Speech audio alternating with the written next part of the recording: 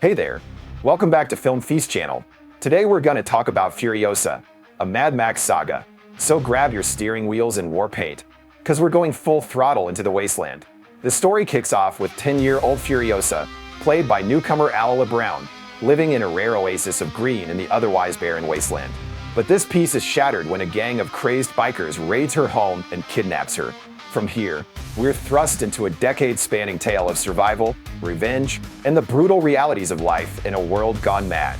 As Furiosa grows into a young woman, now played by the incredible Anya Taylor-Joy, we see her navigate the treacherous hierarchies of Dementis' biker gang and, later, the infamous Citadel. Along the way, she'll form uneasy alliances, face betrayals, and slowly transform into the hardened warrior we met in Fury Road. And let's not forget our warlord Dementis, played by Hemsworth in a performance that'll make you forget he was ever the god of thunder. Trust me, this is Hemsworth like you've never seen him before, and it's glorious. George Miller, the mastermind behind the Mad Max franchise, has once again proven why he's the king of post-apocalyptic cinema. The world building in Furiosa is nothing short of spectacular.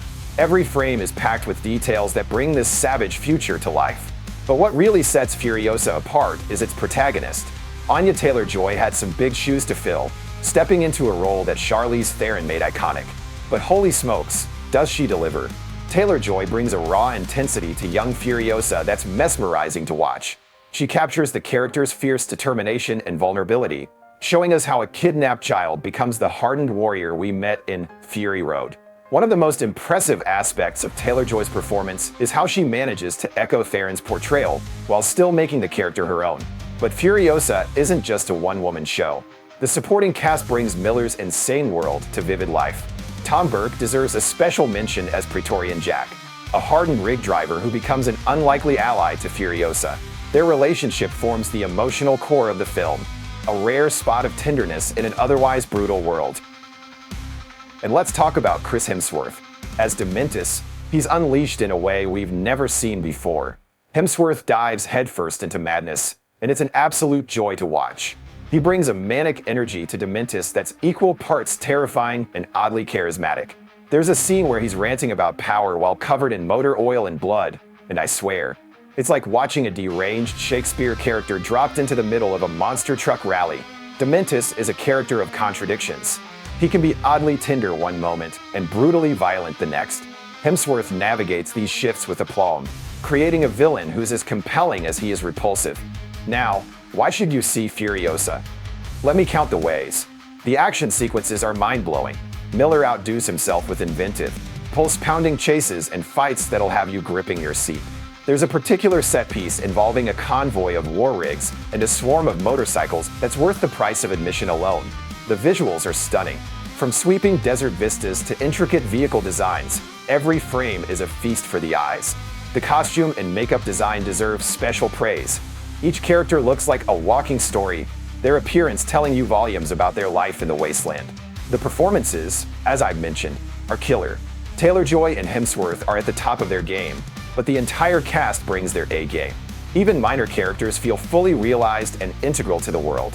It expands the Mad Max universe in exciting ways, giving us new insights into the world and its characters. We learn more about the politics of the wasteland, the origins of the Citadel, and the complex web of alliances and enmities that shape this brutal world. The sound design and score are incredible, immersing you fully in this brutal world. Junkie XL returns to compose the soundtrack, building on his incredible work from Fury Road to create a score that's both familiar and fresh. The practical effects are a sight to behold. In an age of CGI overload, it's refreshing to see real vehicles performing real stunts. The crashes, explosions, and chases have a weight and impact that computer graphics just can't match. While it has received largely positive reviews, there are some criticisms worth considering. Some viewers have found moments where the pacing drags, particularly in the middle act of the film. One challenge of Furiosa being a prequel is that viewers already know where the character ends up, which can reduce some of the tension. However, the journey itself is so compelling that knowing the destination becomes less important. Critics have praised the film's visual style and performances, though some have noted that it doesn't reach the same level as the exceptional Fury Road. While it may not reach those dizzying heights, it is still a commendable film. there has been debate surrounding the film's treatment of its female characters. While Furiosa herself is a strong and complex protagonist, some argue that the other women in the film lack development. This is an interesting point to discuss within the broader context of representation in action cinema. Well, Furiosa is not without its flaws. It remains a bold and audacious piece of filmmaking that challenges our expectations of action cinema and prequels. Despite some criticisms, the film's strengths, such as its compelling journey, visual style, and strong protagonist, make it a worthwhile experience. And here's a little something for you hardcore fans. Keep your eyes peeled for some deep-cut references to the earlier Mad Max films. There's a blink-and-you'll-miss-it callback to the Thunderdome that had me grinning like an idiot. And listen closely during a quiet moment in the Citadel. You might just hear a familiar music box tune from Mad Max Beyond Thunderdome. So, what's the verdict?